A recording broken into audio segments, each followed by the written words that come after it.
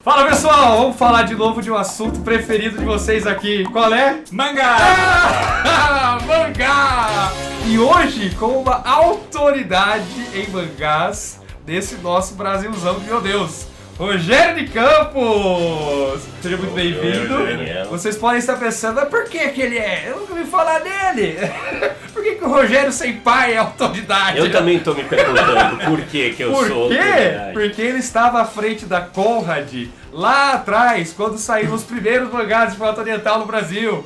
Foi ele que trouxe esses quadrinhos pra cá, galera, lá na Conrad. Vamos celebrar o Rogério voltando a publicar mangá pela Veneta dessa vez. Isso. O Ayako do Osamu Tezuka, que eu acredito que seja o maior quadrinho em termos de número de páginas já publicado no país, não? Isso. Gigante, olha o tamanho que ficou lindíssimo. Voltou em grande estilo, porque você trouxe uma das maiores obras do Tezuka já publicadas, né, cara? Sim. Tô orgulhoso do livro. A gente na editora, não sou eu, todas as pessoas lá. Sim, tem toda a equipe, né? Toda a equipe, nós estamos muito orgulhosos. O Ayako talvez seja o grande clássico do Tezuka. Bom, tá na lista, o Paul Gravity coloca como o mais importante mangá, né? A lista dos 10 melhores, ele coloca em primeiro lugar. Caramba! E nunca tinha saído nada no Brasil do Ayako, né? Nunca. E a Ayako tá chegando agora. Na Amazon, inclusive, você já encontra no nosso link aqui embaixo, com cupom de desconto, inclusive. Então, ele já Ayako tem o 10. desconto normal da Amazon, e se você usar Ayako 10, ganha mais 10% de desconto. Mais 10% de desconto. Olha só, excelente oportunidade pra pegar esse que é um clássico. Eu ainda não li, Ah, eu só tô babando aqui por ele. Olha o tamanho. Mas é aqueles que você pode pôr a mão no fogo, assim, né? Porque é o Tezuka fazendo uma obra-prima, né? Obra-prima. Sabidamente uma obra-prima. Mais de 700 páginas. A gente, enquanto tava antes de começar a gravar, falando, é o maior gibi já lançado no Brasil. E se pai mesmo. Agora que eu pensei nisso. Deixa nos comentários se você conhece um gibi brasileiro que tenha mais páginas do que isso. Eu desconheço. Ou não tô lembrando agora, né? Olhamos toda a estante aqui. Olhamos a estante e tal e não achamos nenhum. Parabéns, Rogério. Um baita do lançamento, cara. Tô muito orgulhoso. Esse livro é um livro que teve uma importância muito grande também para o Japão. Essa fase do Tezuka foi muito importante porque foi um momento de resistência contra a censura que tentava avançar sobre os quadrinhos no Japão. Se hoje existe essa liberdade, né, essa quantidade de gêneros, que aparece pouco no Brasil, na verdade, porque a maior parte dos títulos publicados no Brasil são, né, assim, são para meninos, meninas e tal, e não tem, assim, não aparece o que é aquele universo do mangá, né, no Japão, com quadrinho para mulheres adultas, quadrinhos para diversos públicos. Todo tipo de público-alvo, demografias das mais vastas. Tem tudo, né? Tem tudo. Quadrinhos sobre xadrez, golfe, quadrinhos sobre vinho, quadrinhos sobre... Todos os assuntos são motivo para isso. E o Tezuka teve um papel fundamental nisso, porque houve um movimento no Japão para... como aconteceu nos Estados Unidos nos anos 50, de colocar uma censura sobre quadrinhos. Então, assim, tinha muita gente, políticos e tal, autoridades que queriam censurar os quadrinhos e colocava até como exemplo, não, os quadrinhos tem que ser igual do Tezuka, não esses quadrinhos adultos, esses quadrinhos falando de violência, falando de sexo, falando de questões sociais. Influenciando mal, molecada. Porque teve um momento no Japão, no correr dos anos 60, que o movimento contra a guerra do Vietnã, por exemplo, foi muito forte no Japão. Porque Okinawa era usado como base dos B-52 que iam bombardear o Vietnã. Era usado como depósito de armas, de químicas e tudo. E teve um movimento muito forte. O principal foi o movimento estudantil. O movimento estudantil no Japão muito forte. E assim, não era fofinho, não. O movimento entrava com paulada contra a polícia, enfrentava a polícia e tal. E uma coisa que a direita ficou acusando é que era uma influência dos quadrinhos sobre os jovens. E aí falava que tinha que ser igual ao Tezuka. E aí o Tezuka foi e fez a errado. Exatamente. Eles falavam isso daqui, não, tem que seguir o exemplo do Tezuka, que Tezuka é o Walt Disney japonês e tal. Aí o Tezuka, na época, não só ele escreveu contra a censura, ele publicou textos nos jornais anúncios nos jornais contra a censura, ele criou uma revista para publicar quadrinhos adultos experimentais.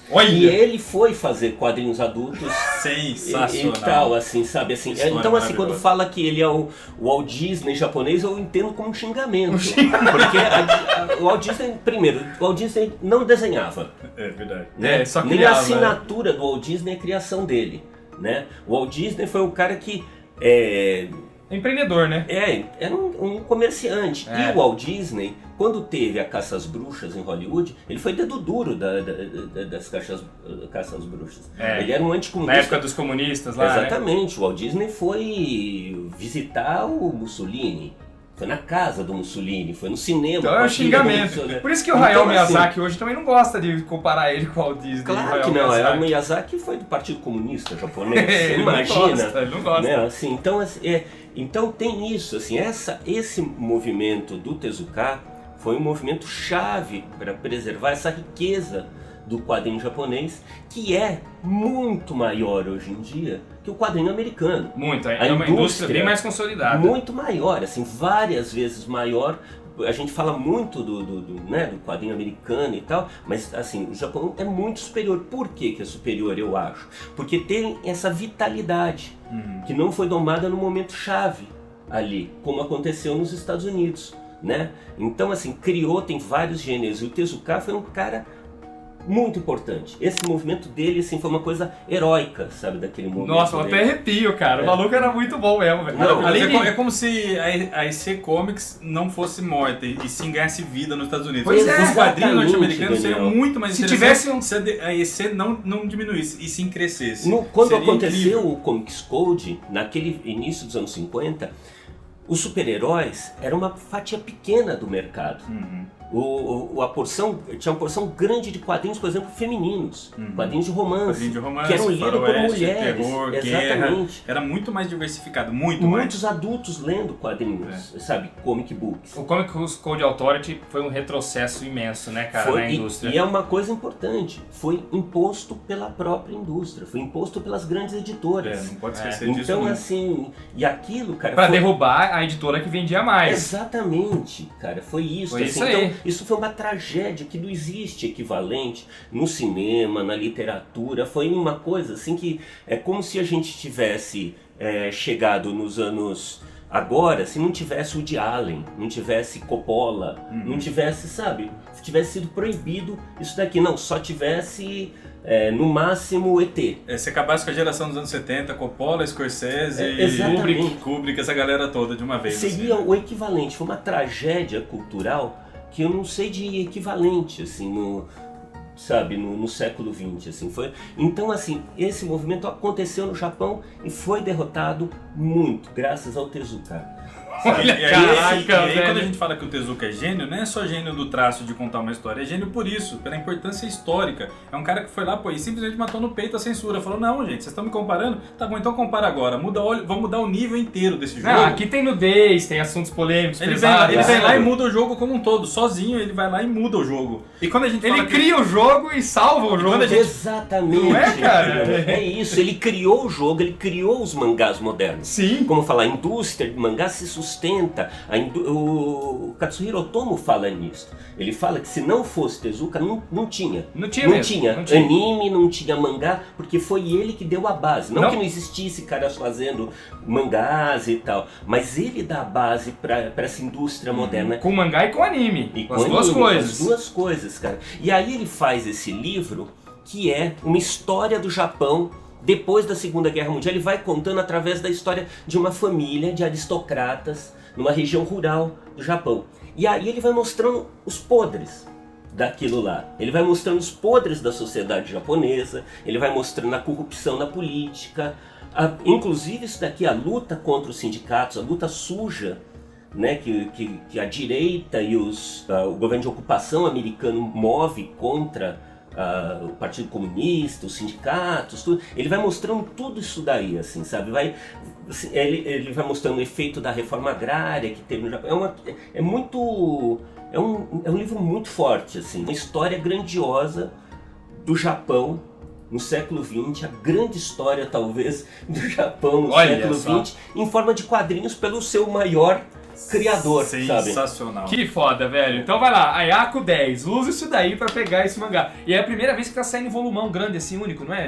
Nos outros países saiu tudo em 2, 3 volumes. Não, teve a edição americana saiu, só que a edição americana ela é menor em tamanho, né? Tá? E ela tem menos páginas, a gente incluiu um pedaço que tinha na edição quando foi publicado em revista, com um final alternativo, a gente incluiu como adendo aí tem um pós-fácil do Tezuka que não tinha na edição americana. É a primeira vez que esse material esse do adendo é publicado fora do Japão. Olha! Ele acabou de sair, está saindo agora no Japão. Nesse momento, na verdade, é quase um lançamento simultâneo com o Japão. Que legal, cara!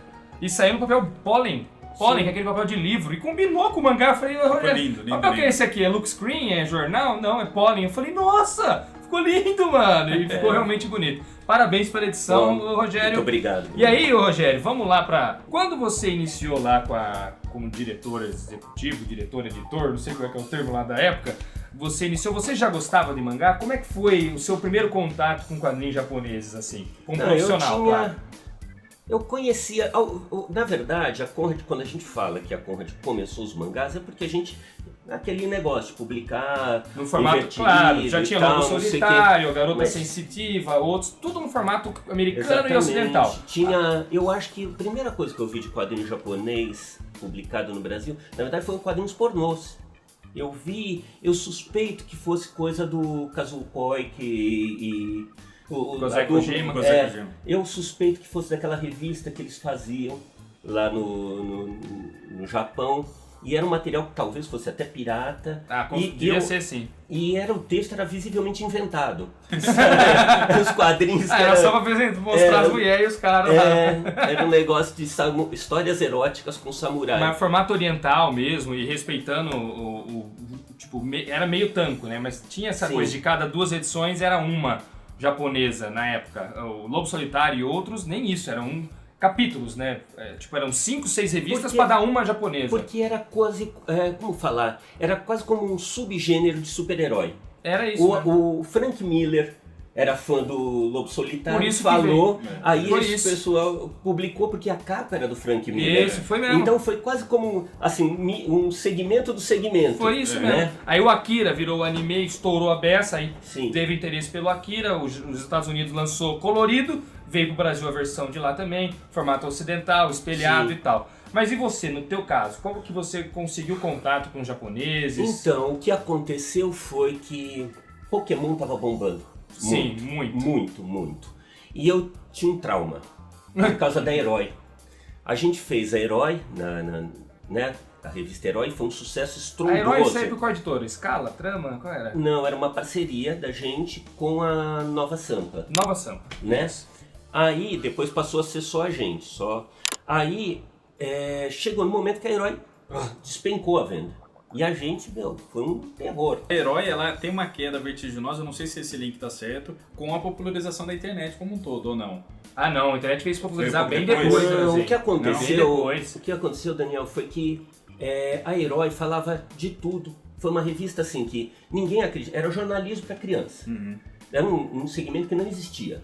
Era isso mesmo. E aí, quando ela surgiu, foi uma coisa completamente inesperada até pra gente. A gente não imaginava que ia fazer tanto sucesso. E aí foi um sucesso gigante, e o que aconteceu? Foram surgindo concorrentes. Sim, de início, concorrentes toscas lá, né? Assim, imitações. Tinha uma chave Herói do futuro. Exatamente. Né? Tinha umas coisas da tal. Mas com o tempo foram aparecendo boas concorrentes da Herói. E concorrentes focadas em determinadas coisas. Se a Herói falava falava de Cavaleiro Zodíaco, mas falava de Arquivo X, falava de Star Trek, falava de filme de terror, tal, não falava sei até de Alf, o É Teimoso. Falava de tudo. Era televisão, jornalismo que as crianças estão vendo, os adolescentes estão vendo. Aí começou a surgir revista só de anime. Exatamente. E aí você chegou numa hora na banca que aquilo tinha virado uma categoria, um segmento inteiro do mercado editorial, com um monte de revistas. E algumas revistas satisfaziam determinados Odeio públicos isso. muito mais, de maneira muito mais, né, com gostos específicos e tal. Então eu acho que foi esse o problema da Herói, sabe, assim, os meninos tentaram fazer, remodelar, tal. E naquela época, como vocês pegavam as imagens para Herói, essas coisas, vocês tinham, então. falava com os japoneses, eles mandavam, Eu vocês acho que como que vocês faziam para pegar? Porque não tinha nada no Brasil saindo, cara. Nesse sentido, o Del Greco, o Marcelo Del Greco, teve uma importância muito grande, porque o cara era o Del Greco é o cara que me chamou a atenção pro Dragon Ball. O Dragon Ball. Né? Assim, um cara muito chave nesse negócio, assim, sabe? E o que aconteceu lá do Pokémon foi isso, assim, que eu tava vendendo muito, mas eu não queria passar pelo mesmo que eu passei no Herói. Então, ainda quando estava no auge, e eu virei o senhor Pokémon no Brasil numa época, assim, sabe? A empresa de licenciamento me chamava para falar sobre Pokémon para outros licenciados. Eu era o cara do Pokémon, assim, olha sabe? Só. Do negócio. Nunca consegui decorar mais que 3 Pokémons, mas do negócio eu entendia ali, sabe? Assim. Aí, com isso, com o Pokémon lá no negócio, já deu aquele medo, vai cair, eu não quero mais passar por aquilo. Pokémon Club, assim. isso. Aí já comecei a pensar e me lembrei do Dragon Ball. E que já tinha sido publicado no Brasil uma versão do anime em quadrinhos. Isso, uma fotonovela com trechos do anime balonados, assim. Que era basicamente o material que saiu. Eu tinha isso aí, cara. Tinha. É o material que saiu na Pokémon, do Pokémon também. Também era tinha isso. o desenho, episódios do desenho quadrinizados na revista, assim. Fui atrás do Dragon Ball e foi uma dificuldade, né, para negociar, porque a editor, o senhor que negociava lá da Shueisha, tinha um bode do Brasil gigante, porque sei lá o que tinha brigado com não sei o que. É histórico esse bode, dura muito até tempo. hoje tá isso. Não, tinha uma mágoa lá. Eu acho que eu passei um ano lá. Tentando falar com ele. Tentando falar. Quando por eu e-mail, falo frequentemente é nós, sabe? Sim, assim, porque a equipe, né? equipe e tudo. Mas passei lá, eu era o cara que ia nos lugares. Você ia até o Japão também? Sim, ir no Frankfurt, ir pra Bolonha, San Diego, Bolonha e tal, não sei o que. Eu ia muito por causa do Pokémon, que eu já tava lá no negócio. Mas enfim, aí ele pegou e falou, não. Finalmente ele falou, tudo bem, eu deixo você publicar. Uma época ele falou isso, tudo bem. Falou, tudo bem, Olha. eu deixo, contanto que você publique esse daqui. E era um material preto e branco, era um mangá propriamente dito. Eu queria publicar o colorido, eu queria fazer aquele que Abril tinha publicado, colorido, Dragon Ball. Você queria fazer o pior, Rogério. Mas eu sou uma besta, eu te falo. Ele chegou e falou pra mim, não, você tem que publicar esse preto e branco. Aí eu Sabe o japonês esse. Aí eu falei, não, mas não dá. Preto e branco no Brasil, as crianças não leem preto e branco. Ai, não! Preto e branco é coisa dos velhinhos que lê Tex. Ai, sabe? caraca! Lê Conan, sabe? Criança não lê, criança lê só de bico colorido, não dá. Eu falei, não, se você quer publicar você tem que publicar antes. Aí eu falei, cacete. Sensacional! Aí eu voltei pro Brasil, conversei com meus sócios aqui. E este era o Dragon Ball com preto e branco, era o mangá mesmo. Era o mangá Era o que ele mesmo. queria. Aí chegou na conclusão que é o seguinte, olha, vamos fazer o seguinte, Vamos publicar. vamos publicar esse preto e branco e a gente coloca como custo de marketing pra gente pegar lá o colorido, que é isso que vai vender. Era essa que era a nossa expectativa. Cara, eu tô de cara.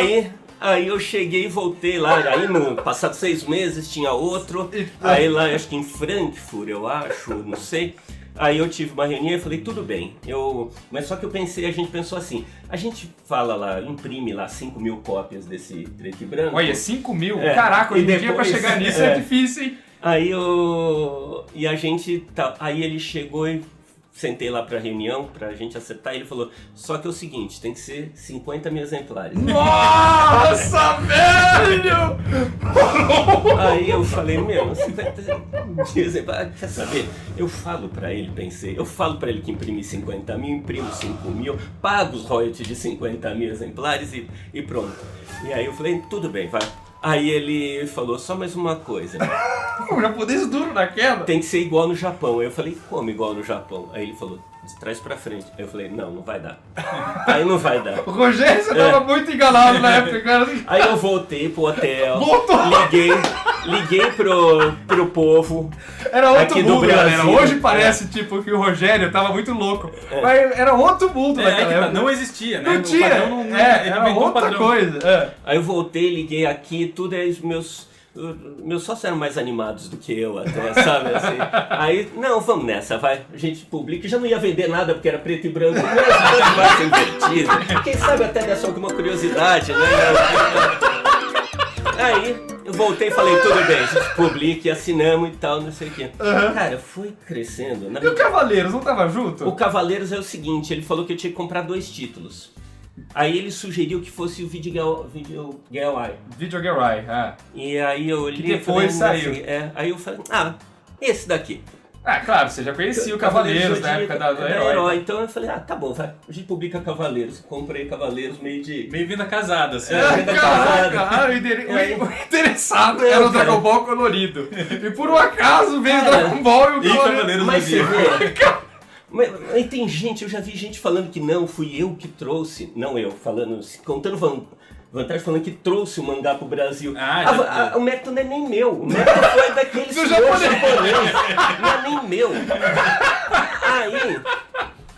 Se não fosse aquele japonês, a gente estava até hoje aí, ó. Aí, claro, lançamos, na hora que foi lançar, a gente começou a ver o burburinho das pessoas falando. Foi inesperado, né? A gente, eu acho que já saiu. E o colorido saiu também? Porque eu nunca vi esse Não, mas é isso. Passado muito tempo, eu descobri que a Shueisha não tinha o direito dos coloridos. E ele te enganou? Eu nunca lancei. E ele andava, depois disso daqui, ele ficou muito meu amigo. Aí ele andava, falava nas feiras assim. Japonês? Aí ele falava, não, esse rapaz é muito inteligente. É claro que eu sou inteligente, eu fiz o que ele mandou. Por isso que ele me achava inteligente. Mas você vê, as pessoas ficam.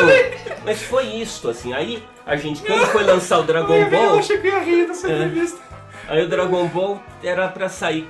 Chegamos à conclusão que sim, ia fazer 50 mil, só que foi chegando, aquele burburinho foi 70 mil. Resultado, fez 70 mil, passado 15 dias já estava na gráfica pra rodar mais. Ninguém dos 6 esperava um negócio desse. Ninguém. Cara! Ninguém imaginava, assim, sabe? Vocês foram ligeiros na época de dividir no meio o tanco, né? Que senão verdade, ia ficar um quadrinho muito grosso, a molecada não ia ler também não, cara. E foi uma coisa também, você vê, a gente tava adaptando ao formato que era mais conhecido, Disney e tal, dos quadrinhos. Na verdade não foi tão criativo nesse negócio. E confesso, assim, eu acho que foi um erro depois ter dividido. Mas por quê? Porque ficou baratíssimo, era R$2,50, R$2,90. Porque no futuro, depois, foi quase quebrou a perna do negócio de mangá no Brasil. Porque era um formato que não funcionava com o ritmo de publicação do Japão. Era um formato que, sabe, causava muita dificuldade e causava a ligação de gibizinho, barato. Quando você chegou no momento que não dava para fazer as tiragens de 50 mil, não era tudo que dava. Dragon Ball, não existe nenhum outro mangá que vendeu tanto igual Dragon Ball, sabe? Só o One Piece e Naruto. Em alguns momentos. Mas se você pegar a história do negócio, Dragon Ball é um fenômeno, né? Assim. Agora, o que serve pro Dragon Ball, o que serve pro One Piece, não serve para outros, para a maior parte dos títulos. Não serve mesmo. E eu queria. E foi aí que deu problema. Era, por exemplo, um grande problema porque as séries começavam vendendo muito, você lançava qualquer título, começava a vender muito e depois ia caindo. Então chegava no final, a editora estava pagando para publicar. Para terminar a série. Terminar a série, porque chegava num pedaço que ela baixava. E como era o dobro de volumes. Exatamente. Então você pegava uma série com 50 volumes e foi ali que deu um negócio. Eu lembro na época que vocês começaram a lançar Fujigi, Yugi. A Conrad chegou a lançar títulos bem alternativos, assim, tinha um monte na banca uma época. Sim, eu tentei trazer pro Brasil a mostra dessa riqueza do quadrinho japonês. Não só as coisas que eram grandes, que tinham anime e tal. Que tinham anime, mas as coisas, sabe... Você começou a se interessar depois de um tempo, então, pelo quadrinho japonês? Eu me interesso muito por coisas diferentes, sabe? De quadrinhos. Eu já publiquei quadrinho malaio, né? Quando eu fui publicar quadrinho coreano, sabe? Assim, não era porque Conrad tinha... começou com manhwa também, né? Também. Foi a Conrad também. E quadrinho chinês publiquei, né? Foi você também que deu participou da publicação, aí, da busca. Na divisão da Conrad, na divisão de tarefas da Conrad, eu era encarregado dos quadrinhos, dos livros e quadrinhos, né? Então, assim, eu ia para as feiras, tal, não sei o quê. E sim, eu tinha o interesse de trazer o máximo, sabe? Então, não é só publicar os grandes sucessos, mas publicar quadrinho também alternativo, quadrinho Suehiro Maru, publicar Tezuka, o Tezuka adulto, né? Assim, Buda, Adolf, várias coisas eu acho que a gente foi publicando. Me parece que ficou um pouquinho triste depois que a Conde parou, porque, assim, deu uma recuada nesse Deu uma sentido. boa recuada, né? porque chegou uma época, eu me lembro bem, vocês começaram a lançar até... Você ainda estava na Conrad na época do Dragon Ball de luxo, do Vagabond sim. de luxo. Sim, sim. Eram formatos anos-luz à frente do tempo em que saíram, o Rogério. Era até caro pra molecada na época aquilo lá, e não sei se talvez por isso que não tem ido pra frente e tal, mas depois que a Conrad parou e outras editoras começaram a assumir, só agora, depois do 2012, 2013... que mangás começaram a ganhar um outro tratamento de novo. Várias vezes nós recebemos dos japoneses falando que era a edição mais bonita do mundo. As edições brasileiras, então, de vários títulos deles falando, sabe, assim, por exemplo, Na Prisão. Nossa, Na Prisão é ótimo esse mangá, você tem, Renanzinho? Tenho. Gourmet. Eles tinham sobrecapa. Sim. Numa época em que nenhum quadrinho saía com sobrecapa, cara. Não, o pessoal fez um bom trabalho, né? Também, esse tinha um designer. Como é que era o nome daquele autor japonês que fez o Vampiro que ri? Suehiro Maru. Suehiro Maru, isso. Velho, vocês Maru lançaram um monte. Fez Paraíso, Vampiro que ri. Vampiro que ri, Eroguro. isso. Eroguro. Mas esse cara, ele é o tipo dos terror mais pesados do Japão. Não, ele é um completo animal. Esse Animal mesmo, cara. Não, e a Conrad trouxe. E ele é uma coisa super... Não, que desenha, que é uma coisa, né? Assim, ele tecnicamente... Ele é animal. É uma coisa impressionante. Só que os temas abordados são tensos, né? Não é pra todo mundo isso aí não, né, Não, cara? não é pra quase ninguém, na verdade. Não, é sério, eu não tô brincando. Mas é verdade mesmo, cara. Eu que sou um cara... Eu gosto de bastante boas. coisas esquisitas, assim. Eu fico tipo... Eita, passou os... Não, mas eu acho que... E eu escolhi umas coisas que eram publicáveis no Brasil, né? Porque tinha umas coisas dele que são eu acho piores que eu ia ainda. ser preso. Nossa, ele é foda, cara, Suehiro Maru. Mas eu adoro ele, assim, eu acho um cara, assim, maiores quadrinistas. E quando a gente fala que você ia pra lá escolher e tal, era você com o seu dinheiro também, não era tipo... editores que hoje trabalham para o dono, tipo, o editor da Panini não é o próprio dono, ele paga alguém para escolher os títulos para ele. Na Conrad era você mesmo que ia lá comprar, você era o seu patrão. Claro, eu com trazia sócios, né? frequentemente, sei lá, por exemplo, o Vagabond. Eu fui pro Japão lendo Musashi. O livro, a biografia. Cheguei lá olhando e eu reconheci que aquilo. Aí eu perguntei, e era um Musashi. Olha aí. Aí foi por isso que eu falei, legal. Tive reunião com a Kodansha já, tal, não sei o quê. Mas, por exemplo, nesse caso, eu passei antes de publicar, é verdade. Antes de publicar, eu passei pro Renato Siqueira, que trabalhava na editora, para ele me falar se era bom ou não, porque eu não lia japonês. Se era mesmo bom. Então tinha várias dessas coisas, sabe? Desses... o André Miyazawa, teve várias pessoas dentro da editora, o Ricardo Cruz. Foram importantes nesse processo. Foram importantes também, porque, assim, por exemplo, eu estava no Japão e vi o One Piece, o desenho animado na TV e falei, caramba, que é isso? Que coisa maluca. Já me interessei de comprar os direitos por causa do desenho animado que eu vi no hotel em Tóquio. Nossa! E eu não tinha noção ainda do... Você só vê a animação, negócio, não sabe? assim, sabe porque é tanta coisa no muita Japão. coisa. É muito fácil você entrar numa portinha no Japão e achar que aquilo é o mundo. Porque vai ter tanto quadrinho sobre aquele determinado assunto que você arrisca falar, puxa, mas mangá é uma história em quadrinho que fala de comida, porque você entrou num lugar que só tinha mangá de comida, sabe? Porque é tanta, a produção é tanta. Eu vejo várias vezes algumas, sabe, é mais ou menos como aquelas pessoas que viajam vêm pro Brasil e passam 3 dias e saem falando como se entendesse de Brasil, sabe? Isso acontece muito. Não e é? dá pra passar. E tem muita gente que vai pros Estados Unidos, passa 3 dias e volta, foi pra Flórida, lá pra Disney e sai botando banca, né? É a mesma coisa, sabe? O universo do mangá é tão grande que assim, não dá pra falar que eu entendo de mangá. Cara, é muito amplo. Olha, eu lia Cavaleiros quando era moleque, eu li tudo que você comprou. Eu pirei, Rogério. Na banca, quando eu vi E justamente o que você achou que não ia dar certo foi o que deu certo comigo. Claro, porque você eu vi com um monte de gente. Eu vi, falei, nossa, é o original preto e branco. E é de trás pra frente, e realmente me impactou, assim. Eu falei, caraca! Só que só depois que eu percebi que é de trás pra frente, eu cheguei a ler o Dragon Ball inteiro errado. Não tô entendendo nada. Que difícil. Aí depois eu vi que era de trás pra frente, aí eu me senti um idiota e achei que lá muito foda. Eu falei, uou! Pô, mas não tinha Tá aquela respeitando. pagininha? Eu não li, eu pulei a porra lá. Vai ler prefácio? Você é louco? Mas foi... Putz, eu adorei, cara, eu adorei. O Cavaleiros eu pirei, mas sério mesmo, eu já tinha visto o anime, mas eu achei o mangá muito melhor, porque o mangá era mais rápido as coisas. O Cavaleiros era muito devagar, ficava mostrando flashback, um golpe levava 5 minutos pra ser dado. Então eu adorei, cara. Eu confesso isso daí, eu nunca compreendi bem a teoria, assim, o Cavaleiros é uma coisa que eu publiquei, lançou, mas não é mérito meu ter lançado, não é mérito meu ter tido sucesso, né?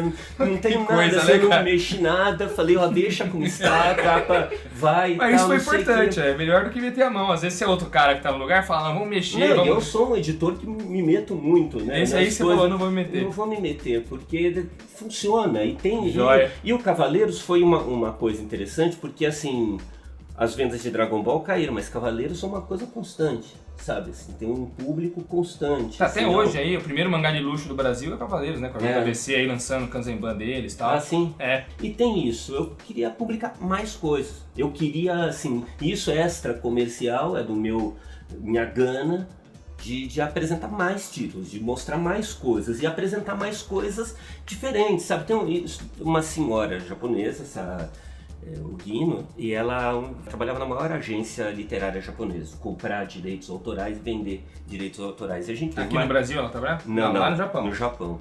E aí a gente foi ter uma reunião e ela falou, olha, eu fiquei estudando teu catálogo, não entende nada. Porque você publica, normalmente quem publica Dragon Ball, publica aquele negócio lá, e publica você publica, e tal, não sei o quê. Você fica publicando uma coisa assim. Depois que eu fiquei pensando, eu notei que tem um padrão. Você publica os principais. De cada um dos elementos. E é isso que... Esse era o padrão. Aí eu me toquei, porque assim, de fato, em determinado momento, a editora tinha, sei lá, os 3 principais títulos das principais editoras. Sabe, a gente tinha os principais títulos da Shueisha, os principais títulos da Shogakukan, os principais títulos da Kadokawa, sabe, assim, todas as editoras, o que era um top ali, tal, mas não foi uma coisa intencional nesse sentido, foi porque fui pegando e era o que me interessava, não me interessava, sabe, publicar depois do Dragon Ball, Dragonfly, sabe, e seguir com aquilo lá. Que eu acho que teria sido mais saudável, inclusive, para as crianças, né? Claro, mas assim, meu interesse sempre foi tentar abrir sabe? E lançaram muita coisa diferentona mesmo. Vocês lançaram o Bambi lá do Atsushi Kaneko, que eu já falei aqui que sou fã demais. Pena que não concluiu, né? Terminou no 4º volume, faltava 2, né? Isso foi um problema mesmo da gente... Porque a partir de determinado momento tinham várias questões, como falar da editora, tinham várias áreas que a editora... E a gente começou a bater cabeça, assim, sabe? Foi Entre as áreas. Foi e aí teve que começar a cancelar coisa. Ó, Shonshu, eu lembro que era um manhwa. Ah, mas o Shonshu foi muito bom. Parou lá. Parou lá também. Isso também foi um problema, sabe, Bruno? Porque tinha, como era esse meio tempo bom, mas publicado mensalmente. Só que no Japão, os títulos saíam, os tampos, né? Saíam a cada 4 meses. É. Alguns saíam por ano. Quando você pegava uma série que estava em andamento, você uma hora alcança. E a gente foi alcançando tudo. Né? Então, assim, o Evangelion, por exemplo, o que aconteceu? Publicava, saía um a cada por ano lá. O Evangelion só terminou quando a JBC levou o título e lançou simultaneamente o final com o Japão ainda, que se não me engano foi assim. Mas e o que acontecia? Com aquele formatinho ia pra banca, não era pra livraria. Então, o leitor que era fã de uma série, chegava uma hora e não encontrava mais. De repente ele lançava, o leitor nem sabia que tinha lançado. E lá ficava 30 dias na banca. Ninguém nem tinha o público grande daquilo lá, o profissional, o fã, que fica acompanhando, né, que vai nas convenções, esse pegava, mas tinha um público amplo que nem ficava sabendo. Então, a coisa começou a degringolar, sabe, ali nesse negócio do formato, assim, da coisa, assim. Então, eu acho que agora está uma situação bem diferente, eu acho que está esse negócio, a importância das livrarias, os quadrinhos nas livrarias. Comunicação também, né? Internet, os caras estão Claro. aí, você coloca, você posta, esse daí só vai ser daqui 6 meses, aí a pessoa espera e quando sai você de novo fala com todos os seus fãs, né? Sim. Não depende mais do cara ficar indo na banca toda semana pra ver se chegou. Ah, né? sim, hoje em Sim. dia é bem mais Facilita fácil de acompanhar muito, isso daí, é bem mais fácil. Mas teve frequente, assim, sabe, o Vagabond a gente alcançou rapidamente. Aí uma depois época não tinha. vocês cancelaram o normal e permaneceram apenas com o de luxo. Então, teve vários problemas desse no Em que no ponto coisa. você saiu da Conrad? Então, a Conrad foi vendida em 2008. Aí... Você vendeu sua parte ou todos os sócios venderam todos, tudo? Todos os sócios? Aí, no final, pelo contrato, eu tive que ficar lá. Eu teria que ficar 1 ano lá para passar o bastão. Ensinar o que veio, o pessoal que vinha. E aí... só que eu me dei bem, as pessoas lá, ok, eu acho que eles gostaram de mim, eu sou muito legal. E eu só acabei ficando 4 anos lá. Depois que saiu.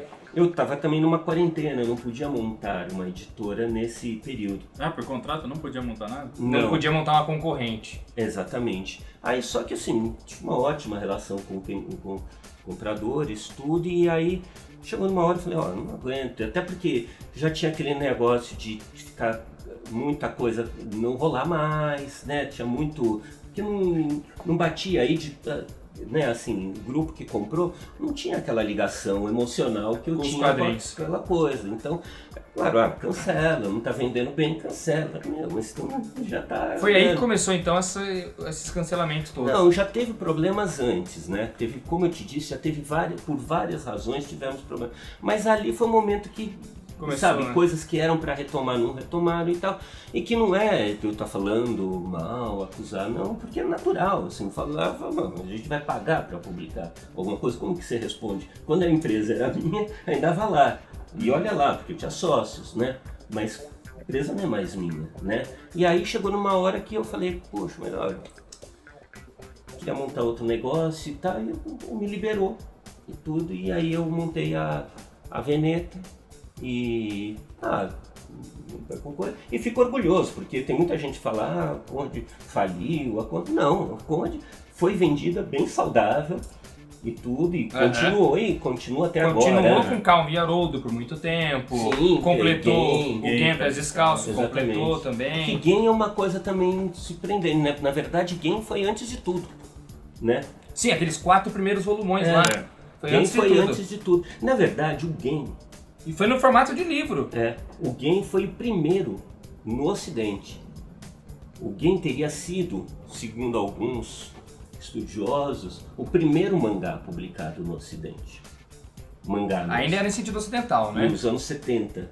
Foi uma organização, no sentido ocidental, foi uma organização pacifista que publicou o Game, que produziu por causa da mensagem pacifista e tal, assim. E minha teoria é que o Art Spiegelman viu o Game, ele escreve o prefácio de uma das edições do Game, e aquilo é que fez ele fazer o mouse. O mouse surge, me parece muito claro. Inspiração assim, do Game. No Game. Olha só. Né? Então, nesse sentido, você pensa, esse momento do quadrinho autoral que a gente vive a partir dos anos 80, ele tem duas bases muito importantes. Tem o Robert Crumb, a influência permanente, Love and Rockets é uma coisa muito importante, mas o mouse foi uma coisa muito importante, ganhou prêmio, foi reconhecido pela crítica. Pulitzer, né? Acho que foi o primeiro quadrinho, foi uma coisa assim que teve uma influência muito importante. E a entrada dos mangás mesmo. O sucesso do Dragon Ball, porque o Dragon Ball esse negócio de ser preto e branco viabilizou muita coisa. Os quadrinhos até os anos 70 tinha aquela coisa de ser colorido. Ser colorido nos Estados Unidos era o comic book e na Europa era o álbum colorido. Era assim que era publicado o material Druyé, Luiz, Bilal, era aquele material de álbum de luxo, colorido. Isso é uma coisa muito difícil para uma editora pequena entrar na parada.